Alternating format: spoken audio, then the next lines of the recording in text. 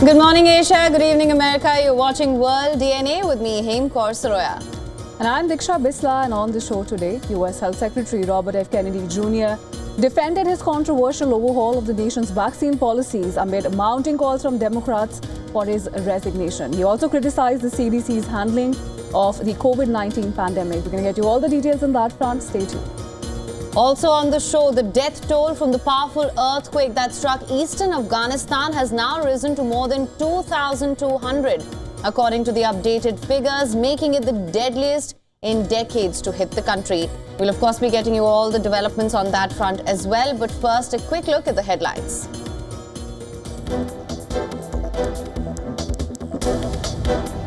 Israeli military says it now controls 40% of Gaza City as ongoing bombardment forces more Palestinians from their homes, while thousands continue to defy evacuation orders. At least 43 killed by Israeli fire in the past 24 hours.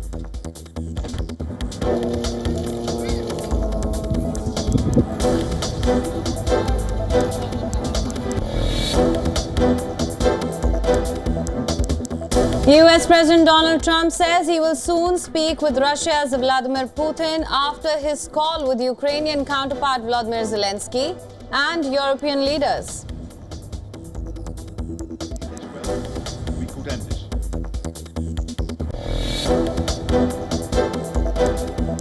Robert F. Kennedy Jr. defends his leadership of U.S. health agencies in a fiery hearing as lawmakers grill him over his vaccine policies and other sweeping changes.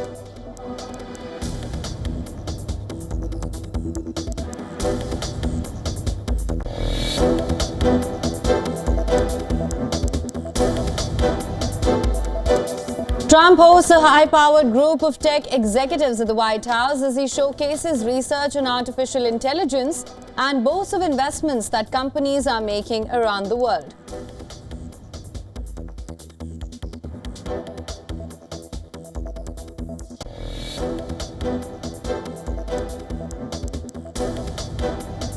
White House confirms plans to rename the Department of Defense as the Department of War following President Donald Trump's repeated calls for a rebranding to project a stronger image.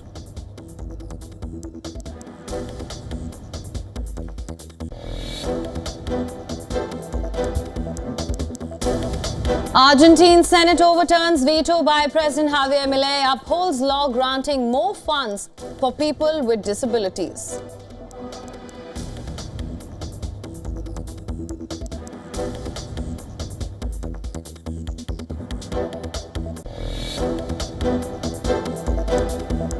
Portuguese President Marcelo Rebelo de Sousa and Prime Minister Luis Montenegro visit the site of the funicular accident in Lisbon after Mass in honor of the 16 victims of the crash.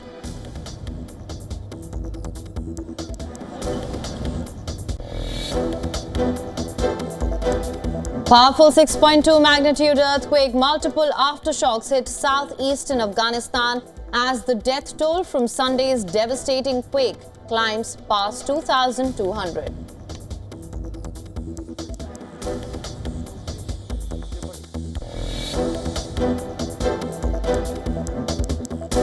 US stocks climbed Thursday with the S&P 500 hitting a record high as weak jobs data boosted hopes for Fed rate cuts. Investors now await Friday's key non-farm payrolls report.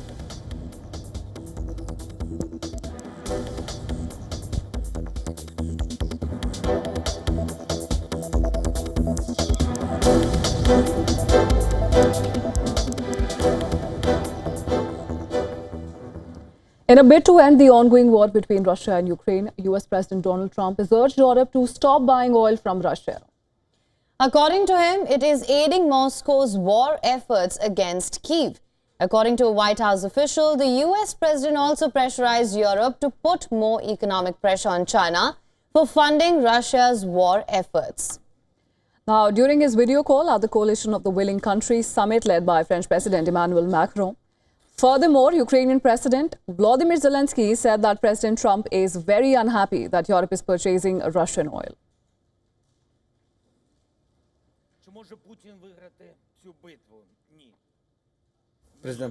President Trump is very dissatisfied that Russia's oil is being purchased by Europe. Among others, there are two countries. We know that these are Hungary and Slovakia. Everyone knows it is these countries. In addition, Zelensky held extensive talks with European leaders and US President Trump on imposing fresh sanctions on Russia and protecting Ukraine's airspace. Now, following the Coalition of the Willing summit, French President Emmanuel Macron said that 26 countries backing Kiev has pledged to deploy troops in Ukraine as a security guarantee once a peace deal is achieved with Russia. Now, Macron added that the troops will maintain its presence either on land, at sea or in the air as a reassurance force. The second element of these peace and security guarantees is what we call the reassurance forces. Indeed, today we have 26 countries that have formally committed themselves. Several others are still clarifying their position, but 26 countries that have committed to deploying troops as a reassurance force in Ukraine. Macron also warned Russia that Europe will impose fresh sanctions if they continue to evade peace talks. If Russia continues to refuse concrete peace talks, which is the only conclusion that can be drawn from its choices and repeated options since last March, then we will impose additional sanctions in conjunction with the United States of America and provide clear responses to this refusal to move forward. This is also what President Trump expressed earlier during this call. Well, the French president also stated that the US is very clear about its willingness to participate in security guarantees for Ukraine. Now, he also added that US support for Ukraine security guarantees would be finalized in the coming days. In the coming days, we will finalize US support for these security guarantees. The United States, as I said, has been involved at every stage of the process. On the contrary, Italy reiterated its stance that it will not send its troops to Ukraine. In a video call during the Coalition of the Willing meeting, Prime Minister Giorgia Meloni said that Italy will not deploy its troops into Ukraine, however, expressed her support for a potential ceasefire with training initiatives outside Ukraine's borders. Meanwhile, on the war front, at least 2 people have been killed after a Russian missile reportedly struck a Danish-sponsored humanitarian demining mission in northern Ukraine. According to authorities, Russia has carried out the strike on purpose, targeting a team from the Danish Refugee Council in the city of Chernihiv. They also confirmed that another 3 have been injured during the attack. Furthermore, the Russian Defense Ministry has said that its troops have taken control of a village in Ukraine's Dnipropetrovsk region. The ministry also released a footage showing explosives in the Dnipropetrovsk region. In other developments, Russia removed an Estonian envoy in a tit-for-tat move after the Baltic nation expelled one of Russia's envoys for allegedly interfering in its internal affairs. In a statement, the Russian Foreign Ministry stated that the move comes in direct response to Estonia's groundless expulsion of this envoy. Ein sehr starkes und einheitliches Europa ist für uns ein wichtiges. Good plans. Now, in a fiery Senate hearing, US Health Secretary Robert F. Kennedy Jr. defended his controversial overhaul of the nation's vaccine policies. And this is amid mounting calls from Democrats for his resignation. The hearing lasted over 3 hours, often breaking into heated arguments, coming just days after the sudden dismissal of CDC Director Stu Manaras, a move that has thrown the country's top public health agency into utter chaos. Now, Kennedy sharply criticized the CDC's handling of the COVID-19 pandemic, calling their guidance on masking, social distancing, and school closures disastrous and nonsensical. He argued the agency needs bold, competent, and creative new leadership and highlighted his department's new focus on chronic diseases. However, Manaras fired back in a Wall Street Journal op-ed accusing Kennedy of deliberately weakening America's public health system and vaccine protections. Now, Kennedy told senators he fired her after questioning her trustworthiness. Here is an excerpt from the heated debate. Listen to this. You're the Secretary of Health and Human Services.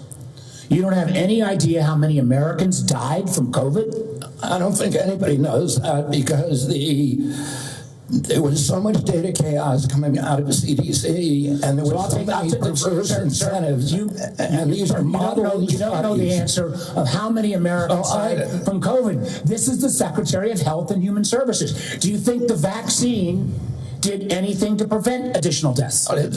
Again, I would like to see the data and talk about the data. You have had this job for 8 months, and you don't know the data about whether the vaccine saved lives? That's the problem. Democrats on the Senate Finance Committee, led by Senator Ron Wyden, demanded Kennedy be sworn in under oath and accused him of lying in previous testimony about vaccine access. Wyden went further, saying Kennedy should resign or be fired by Donald Trump. There's never been a time. So could you explain what steps you're going to be taking to ensure vaccine guidance is clear, evidence-based, and trustworthy? We're going to make it clear, evidence-based, and trustworthy for the first time in history. If you're going to want Americans to get healthier, should they have access to nutritionists? Should they have access to good science about healthy food? Absolutely. Well, then, how is that going to happen with the Medicaid cuts that are taking place? There are no cuts to Medicaid. Sir, that is an absurd. Now, Republicans mostly defended Kennedy, but some, including Senator Bill Cassidy, expressed concern about his move to cut funding for mRNA vaccine research, technology credited with saving millions of lives. Now, the debate reflects deep partisan divides over vaccine policies, with states like Florida ending school immunization requirements, while West Coast states move to form independent vaccine advisory groups to counter federal influence.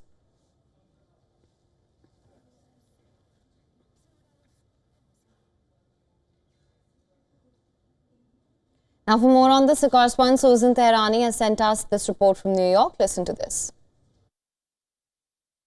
There's a lot to unpack regarding the high-drama Senate Finance Committee hearing on HHS Secretary Robert F. Kennedy Jr. At one point, he clashed with Senator Ron Wyden, who accused him of endangering children's health by sidelining scientists and embracing conspiracy-driven policies.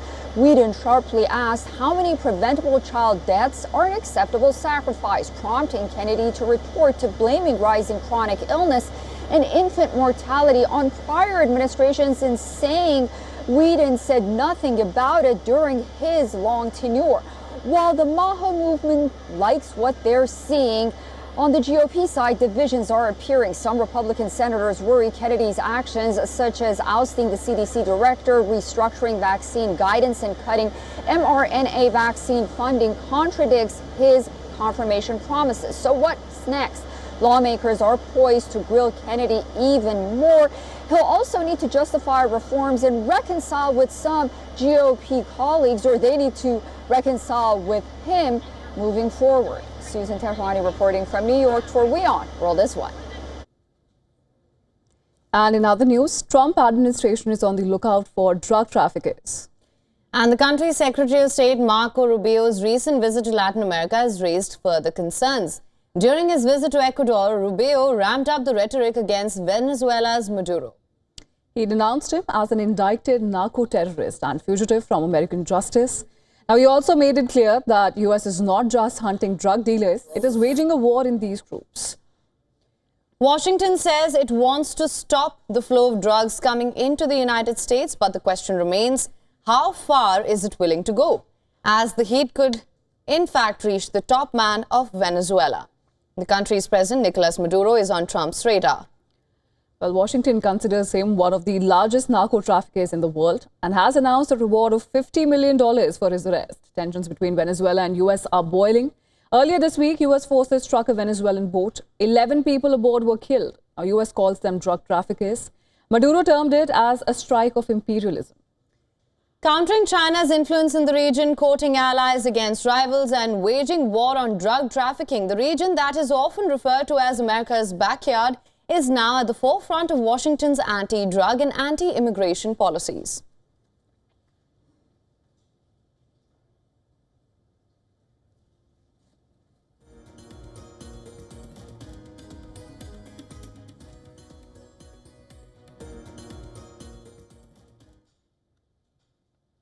All right, and moving on, Chinese President Xi Jinping and his North Korean counterpart Kim Jong-un held bilateral talks at Beijing's Great Hall of the People. Now, during the talks between the two sides, Chinese President Xi Jinping vowed that Beijing's support for Pyongyang won't change no matter what the global circumstances are. According to Chinese state news agency Xinhua, Kim echoed Xi's sentiments on their unchanging friendship and pledged support for China on issues such as Taiwan.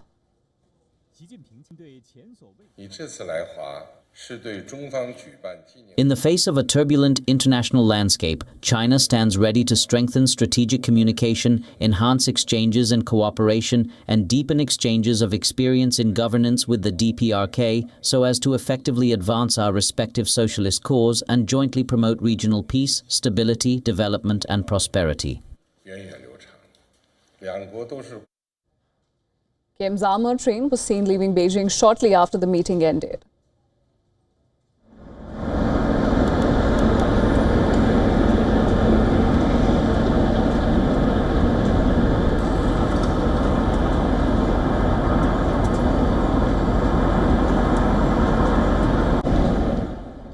Kim Jong-un, who was on a rare foreign visit to China, joined Russian President Vladimir Putin alongside Xi at a massive military parade meant to showcase Beijing's growing arsenal of next-generation weapons. North Korea's relationship with China dates back to the Korean War in the 1950s, with Beijing providing vital diplomatic, economic and military support to the isolated nuclear state, which remains under crippling international sanctions. In recent times, Pyongyang has also grown closer to Moscow. The two countries signed a mutual defense agreement last year, and North Korean troops also fought in the Ukraine war alongside Russian troops.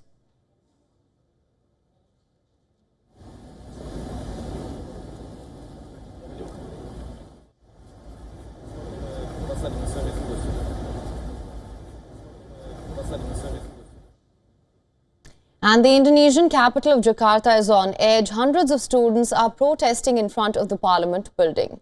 Well, they are demanding action against lawmakers' perks and police brutality. The protesters feel that their concerns were not adequately addressed despite meeting with members of the House of Representatives. Shouting slogans and raising banners, they denounce recent government actions demanding concrete steps and meaningful dialogue.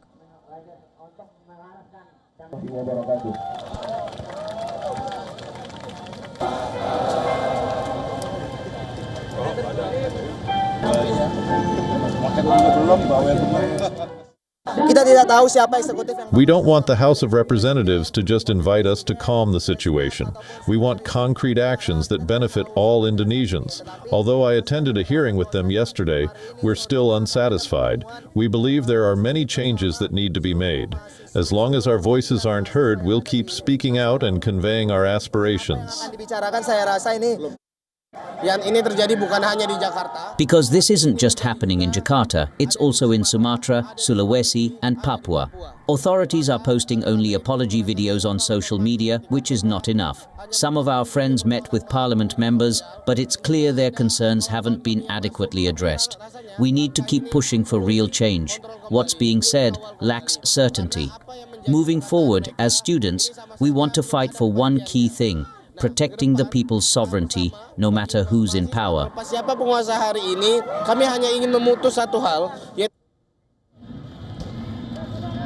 Protests began in Jakarta last week, rocking the world's third largest democracy, and have since escalated nationwide.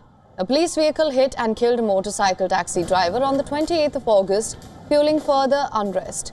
Rights groups report 10 deaths in the protests, which have also sparked looting and rioting. The protests have forced President Prabowo Subianto to revoke some perks for lawmakers. He has ordered a full investigation into the incident and has vowed to take action against the rioters and looters.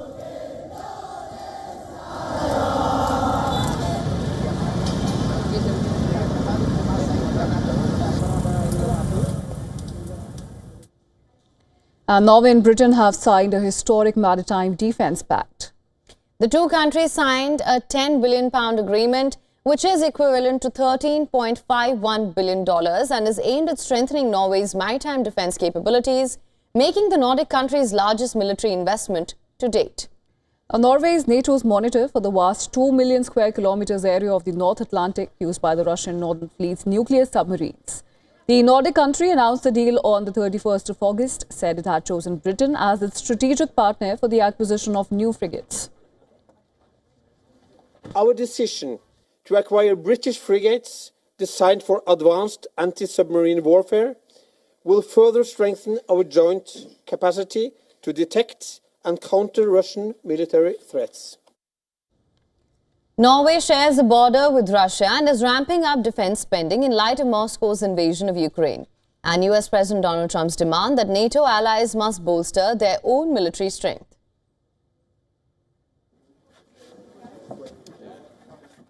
This is a deal that will create a combined Norwegian-UK submarine hunting fleet in the North Atlantic and High North, 13 strong. This is a deal that will strengthen NATO's northern flank and that will lead the way in forging new standards of interoperability for nations within NATO. And this is a deal that will make defence an engine for growth in both our countries, supporting thousands of jobs for many years to come. Now, the significant deal signed between Norway and UK will eventually see a combined fleet of 13 anti-submarine warfare frigates, 8 British and at least 5 Norwegian operate jointly in Northern Europe.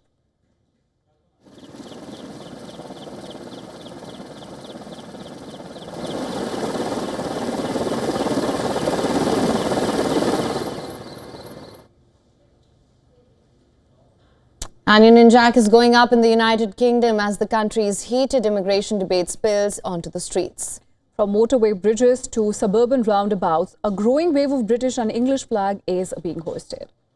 Now, the Red Cross of St. George and Union Jack now line motorway bridges, village lampposts and city streets. Once reserved for sporting events or royal celebrations, the flags are now flying as a statement in the country's intense immigration debate. Critics warn that the trend is being driven by far-right networks. Counter-extremist groups warn that well-known racists and hardened activists are behind the movement. The trend comes amid protests outside hotels housing asylum seekers and as anti-immigration party Reform UK, led by Nigel Farage, rides high in the polls after local election gains earlier this year.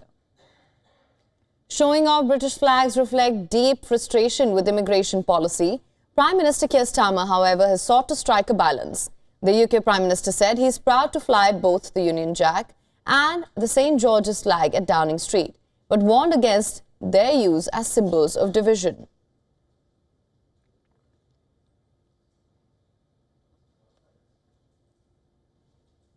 I'm the leader of the Labour Party who puts the Union Jack on our Labour Party membership cards. I always sit in front of a Union Jack. I've been doing it for years and it attracted a lot of comment when I started doing it. And in our flat, which is upstairs from here, as you know, we've got the St George's flag in our flat. And UK parliamentary authorities have launched a probe after a mobile phone was reportedly hidden in House of Commons to make sex noises during Prime Minister Keir Starmer's questioning, as per the Times report.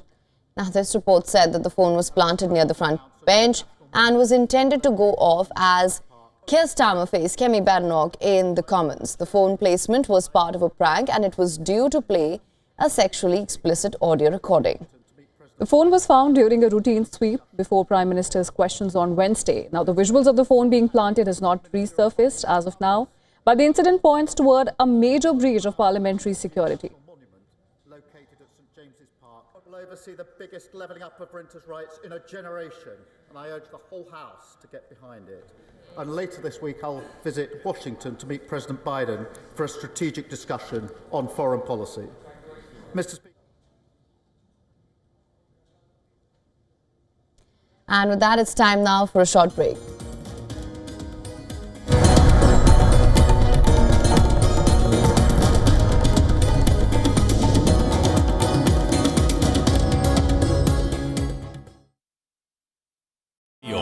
India's global voice, the channel that brings you the biggest stories from across the world through India's lens. Now available in more than 190 countries worldwide, because we believe that the world is one. Watch us in Africa, Europe, USA and Canada, South America, Asia Pacific, Middle East and North African regions. Also available on these digital platforms across the world. WION. World is one.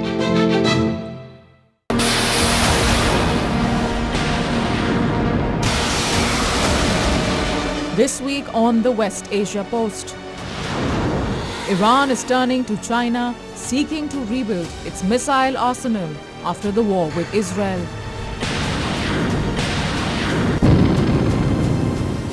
Yemen's Houthis are striking back hard. Launching what they call revenge attacks on Israel.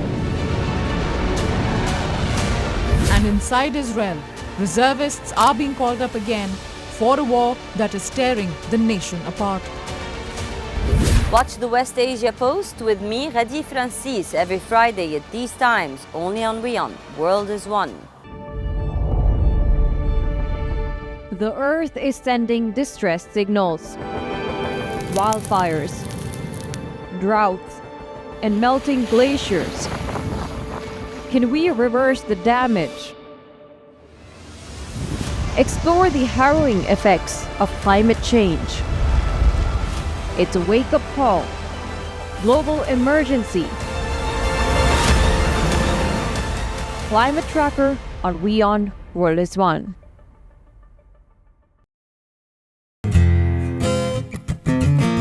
Strict, friendly, and inspiring. Take a look at how cinema has depicted teachers beyond the classroom.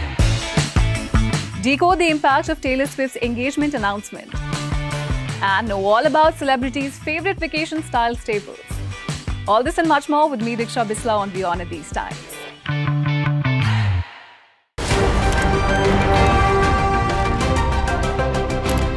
Ready to dive into your daily dose of news? Bringing you what's trending in the West and all that's setting trends in the East.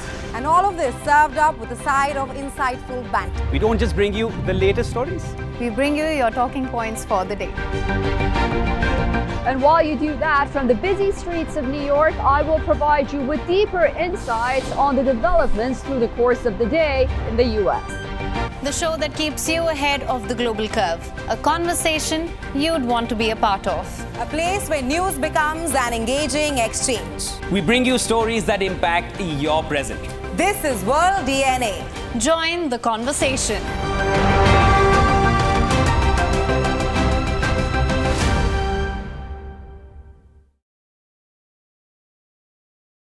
WION, India's global voice. The channel that brings you the biggest stories from across the world through India's lens. Now available in more than 190 countries worldwide. Because we believe that the world is one.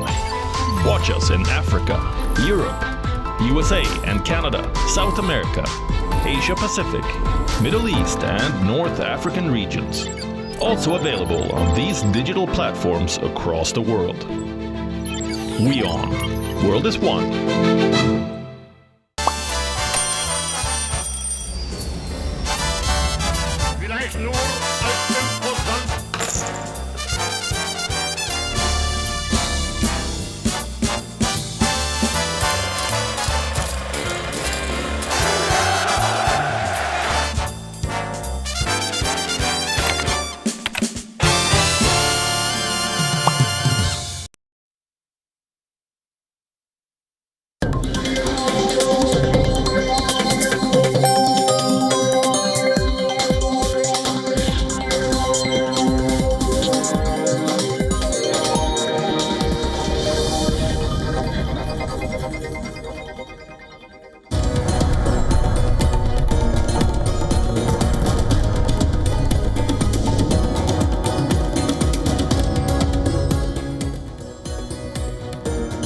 Welcome back to World DNA. Thank you so much for staying with us. Lots lined up for you on the side of the show as well. Let's get started with the headlines first.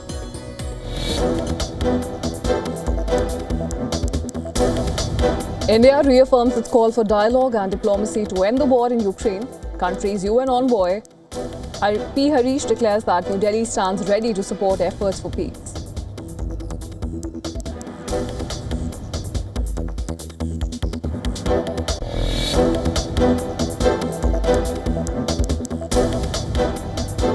US President Donald Trump says he will soon speak with Russia's Vladimir Putin after his call with Ukrainian counterpart Volodymyr Zelensky and the European leaders.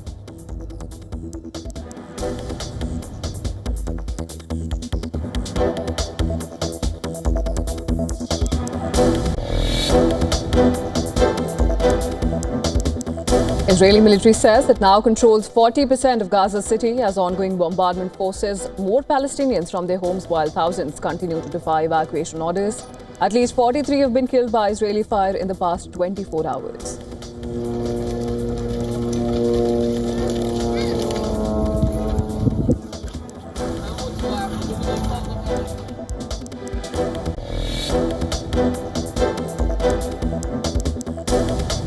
Robert F. Kennedy Jr. defends his leadership of U.S. health agencies in a fiery warning as lawmakers grill him over his vaccine policies and other sweeping changes.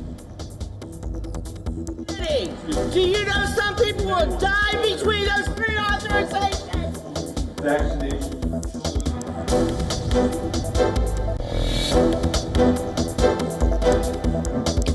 Trump hosts a high-powered group of tech executives at the White House as he showcases research on artificial intelligence and boasts of investments that companies are making around the world.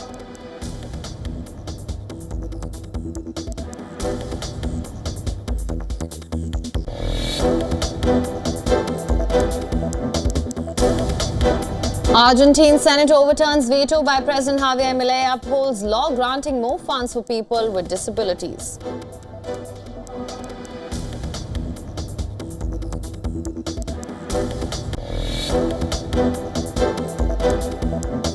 Portuguese President Marcelo Rebelo de Sousa and Prime Minister Luis Montenegro visit the site of the funicular accident in Lisbon after a mass in honor of 16 victims of the crash.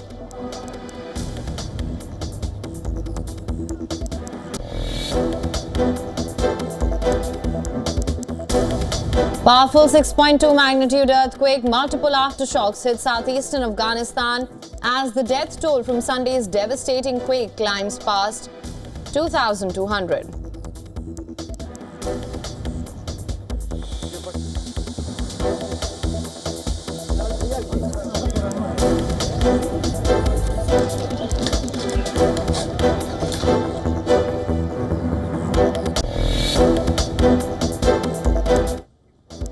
US stocks climbed Thursday with the S&P 500 hitting a record high as weak jobs data boosted hopes for Fed rate cuts. Investors now await Friday's key non-farm payrolls report.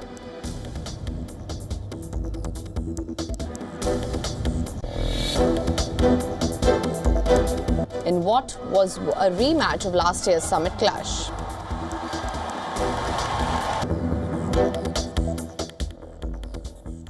A powerful 6.2 magnitude earthquake and multiple aftershocks have hit southeastern Afghanistan. And this as death toll from Sunday's devastating quake climbs past 2,200. Now, according to a Taliban government toll, the vast majority of those killed in the magnitude 6 earthquake that jolted the mountainous region bordering Pakistan late Sunday were in Kunar province, where 2,205 people died and 3,640 were injured. Another 12 people were killed, hundreds injured in the neighboring provinces of Nangarhar and Lagman. The toll had been expected to rise as volunteers and rescuers were still pulling bodies from the rubble. Limited access to the hardest hit areas of the mountainous Kunar province has delayed rescue and relief efforts, with rockfalls from repeated aftershocks obstructing already precarious roads. Various countries, including India, have flown in aid, but hundreds of villagers in the hard-hit Nurgal district were still stranded in the open air, squeezing multiple families under pieces of tarp pulled from the rubble and unsure of where they would get a morsel to eat. We have no kitchen to cook meals and prepare tea or do anything for ourselves. It's the third day. Our children are spending day and night in a makeshift shelter and we have not received any first aid. Two of my nieces, an 11-year-old girl and a 13-year-old boy, were trapped under the rubble and unfortunately passed away. It was a bad incident. There's fear because of the earthquake. There are many aftershocks. The mother of the child sitting beside me has also got injured. Her leg is broken. She's in the house and we cannot go inside the house. We are spending day and night in the field. We have left our rooms.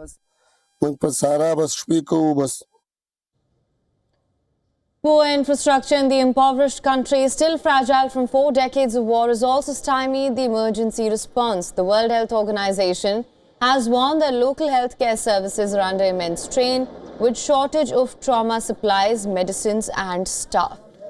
Now, the agency has appealed for $4 million to deliver life-saving health interventions and expand mobile health services and supply distribution. Well, the loss of US foreign aid to the country this January has exacerbated the rapid depletion of emergency stockpiles and logistical resources. The country is contending with endemic poverty, severe drought and the influx of millions of Afghans forced back to the country by neighbours Pakistan and Iran since Taliban's 2021 takeover. Now, even as Afghanistan reeled from its latest disaster, Pakistan began a new push to expel Afghans, with more than 6,300 people crossing the Torkham border point in quake-hit Nangarhar province on Tuesday.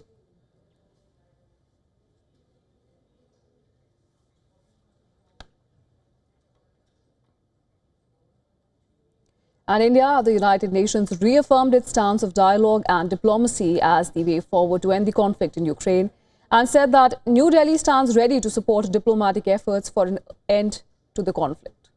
The remarks were delivered by India's ambassador to the UN, P. Harish, speaking on the General Assembly debate titled Situation in the Temporarily Occupied Territories of Ukraine. Ambassador Harish said India continues to remain concerned over the situation in Ukraine.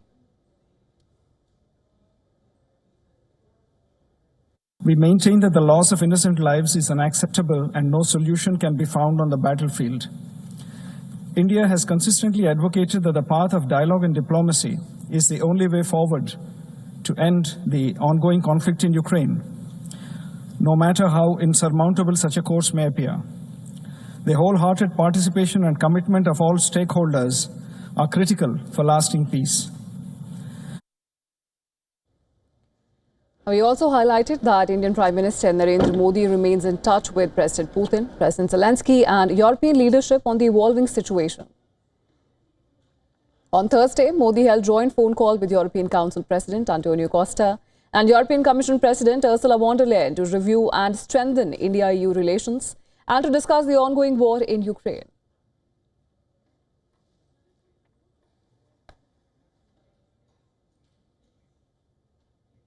And Singapore's Prime Minister Lawrence Wong is in India on a 3-day official visit. This is his first visit to India since taking office. In New Delhi on Thursday, Prime Minister Modi and his Singapore counterpart Lawrence Wong held bilateral talks and signed key agreements aimed at strengthening ties. Prime Minister Modi hailed Singapore for being India's largest trading partner in Southeast Asia. He also said that both nations have laid a roadmap to further bolster ties. South east Asia क्षेत्र में Singapore हमारा सबसे बड़ा trade partner है। Singapore से भारत में बड़े स्तर पर निवेश हुआ है। हमारे रक्षा संबंध निरंतर मजबूत हो रहे हैं। पीपल टू पीपल संबंध गहरे और जीवंत है। आज हमने अपनी पार्टनरशिप के भविष्य के लिए एक डिटेल्ड रोड मैप तैयार किया है। Prime Minister Wong, on the other hand, pledged to support India's semiconductor vision. Singapore will continue to support India's skills development journey. We are honored to accept India's invitation to be a global partner for the National Center of Excellence in Chennai, which will focus on advanced manufacturing. We will also collaborate with India to set up state-level skills centers to meet industry needs in sectors like aviation, maintenance, repair and overhaul, and semiconductors. Second, we will expand cooperation in manufacturing and industrial development. On maritime security, India expressed interest in joining the Malacca Straits Patrol, which is currently conducted by Malaysia, Indonesia, Thailand and Singapore. This was confirmed by the Ministry of External Affairs in a briefing later. Malacca Straits Patrol, this is something that is part of the regular patrolling that is undertaken by the 4 countries that are part of the Malacca Straits interface. Malaysia, Indonesia, Thailand and Singapore. They conduct a regular patrol. And we have been asking, given that the Andaman Sea is next to the Malacca Straits, we have been asking to participate in that. There are ongoing discussions. We still don't have any conclusion on that. The expectation is that there will be some kind of coordination to ensure that there is synergy among the current members of the Malacca Straits Patrol and India as a contiguous state which is next to the Malacca Strait. The visit comes at the invitation of Prime Minister Narendra Modi as both nations mark 60 years of diplomatic relations. Prime Minister Wong is accompanied by his wife and a high-level delegation, including cabinet ministers and senior officials.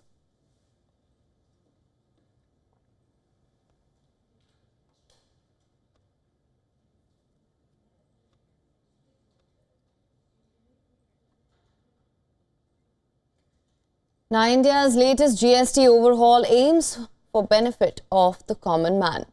The government has termed the latest tax cuts as GST 2.0. So, what are the essential goods you can look forward to purchasing at your nearest store? A key part of the reforms is, of course, the exemption of many essential goods and services from GST, moving them into the 0% tax category. This covers food items, medicines, education supplies, insurance, and even certain defense and aviation imports. Ultra-high temperature milk, pre-packaged and labelled paneer and all Indian breads such as chapati, roti, paranthas have all been exempted. Budget काम हो जाएगा, घर का भी काम budget काम हो जाएगा, हम लोग दूसरे में इन्वेस्ट कर सकते हैं, कुछ भी ले सकते हैं और कुछ इफ खाने पीने की चीज़ें कम हो गई तो it will be benefited 100%. Oil में घी में भी बेनिफिट होगा. Good, it's a good move by the government. Till September 22nd will lower rates on essentials such as butter, ghee and paneer, as well as household goods like soap, hair oil, shampoo and conditioners. Now, if passed on to the consumer price index tracked goods and services could see relief. For the latest, our principal correspondent Disha Shah gets us this report from Mumbai. Take a look.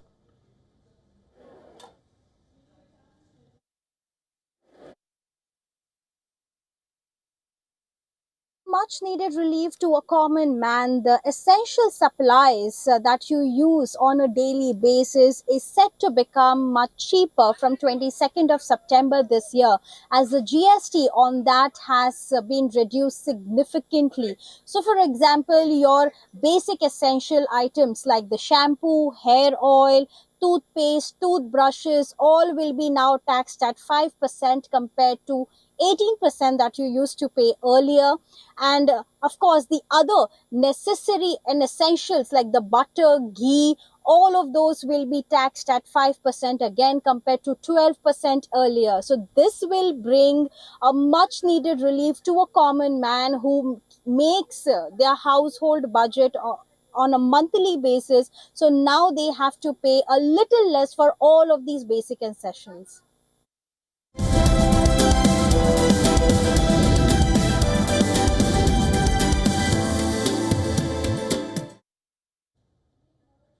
The upcoming US jobs report has become more than just an economic update. It's now a political flashpoint. Right, and President Trump's decision to fire the head of Bureau of Labor Statistics, it of course raised concerns about the independence of government stats.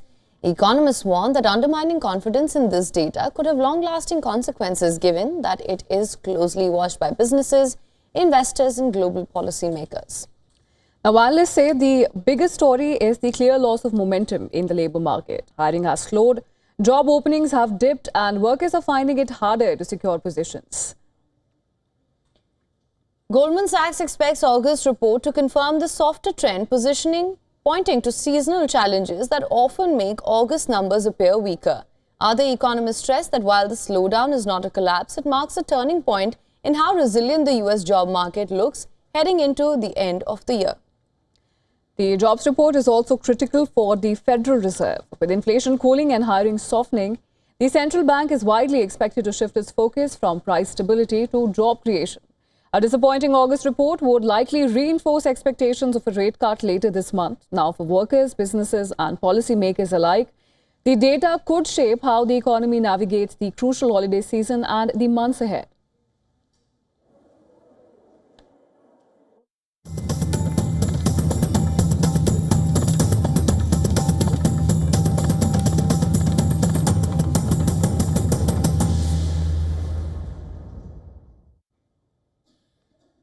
As the world celebrates Onam, today we trace the journey of Sadhya feast of 26 dishes served on a single banana leaf. Next up, our special correspondent Johan Castell brings you flavors of Onam from the south to north of India. Take a look.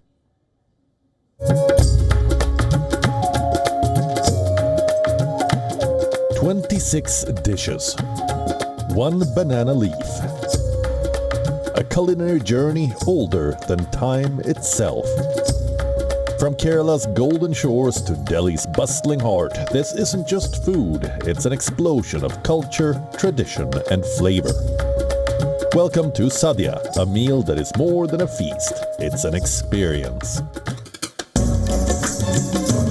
We begin our journey at a beach resort in Alapusha, where the traditional Sadhya experience comes alive. Banana leaves are carefully laid out, from beetroot curry to pineapple curry and even ginger curry. Dish after dish finds its place. The balance of flavors, sweet, sour, salty and spicy, represents harmony, just as Onam represents unity. Every bite here is more than food. It's a story of heritage, community, and Kerala's deep love for celebration. This is probably the most extensive meal. You can actually choose to have a different flavor combination and like a different bite and a different experience for every single bite you take on the entire platter each and every time. And that is something super unique. I've never seen that anywhere else in the world. So. We now take you to the heart of Delhi for a similar experience tucked inside the National Crafts Museum. So I've come here to central Delhi to Cafe Lota to try a Sadhya experience. And I'm going to find out what it's like here in New Delhi. Namaste, Hello. Johan. Namaste. Welcome How are to Cafe you? Lota. All right. Should we have a look inside? Yes, please come. In the heart of New Delhi, this place is trying to bring Kerala's flavors to the capital.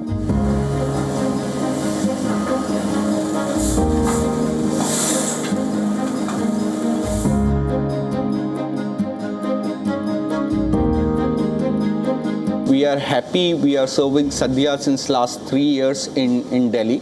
How it's happened with us, our team visited Kerala where they sit with the women and learn how to make Sadhya. So Sadhya has 26 dishes we serve, and every dish has its own flavor and taste and its own relevance in the Sadhya. Yeah, I'm looking forward to it. It's going to be interesting to see what is the New Delhi Sadhya experience like. You know, is it an authentic Kerala experience? Is that what we're in for? We are trying to serve it as authentic as it can be. In the kitchen, their chefs are hard at work preparing for the feast we're about to sample. Their Sadhya platter pays tribute to the Kerala original, complete with banana leaf plating, signature curries, pickles, and dessert.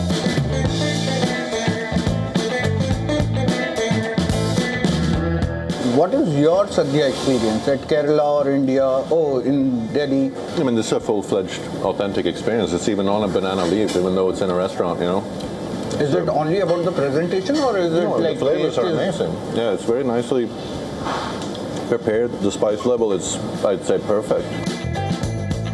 This is a reminder that while traditions are born in one place, their flavors can travel far, keeping culinary heritage alive, even outside Kerala. Well, there you have it. It's clearly possible to find an authentic Sadhya experience even in New Delhi.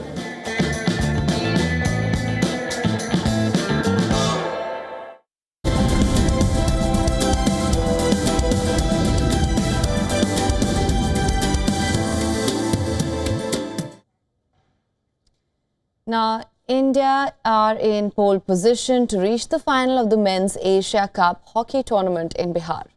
The Olympic bronze medalists came back from a goal down to beat Malaysia. Now, India had to overcome a setback which they suffered in the very first minute of the Super 4 encounter. The visitors took a short lead, but India's response was swift. Former captain Manpreet Singh equalized following a safe drag flick before Sukhjit Singh tapped in to put India ahead of the first time in the match. In fact, India had surged to a 3-1 lead by the end of the second quarter, courtesy of Shilanand Lakra. The match was put to bed in the third quarter by Vivek Sagar Prasad, who completed the scoring by making it 4-1 in favour of the hosts. India will now face China on Saturday in their final Super 4 game, and a draw will be enough for them to confirm a place in the title clash. Now remember, the champions of the tournament will earn a direct entry into the 2027 Hockey World Cup.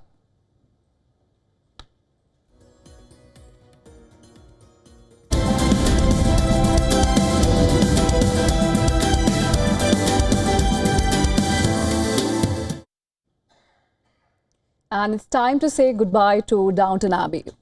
The world premiere of the final film in London witnessed the final reunion of the cast. More details in our next report.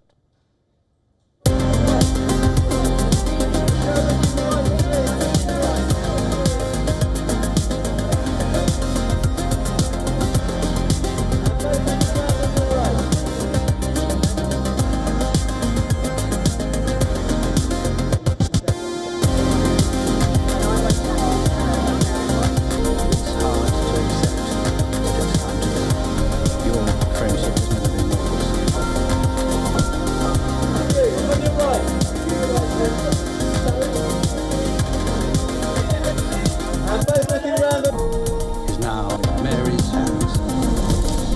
He will be a sensation.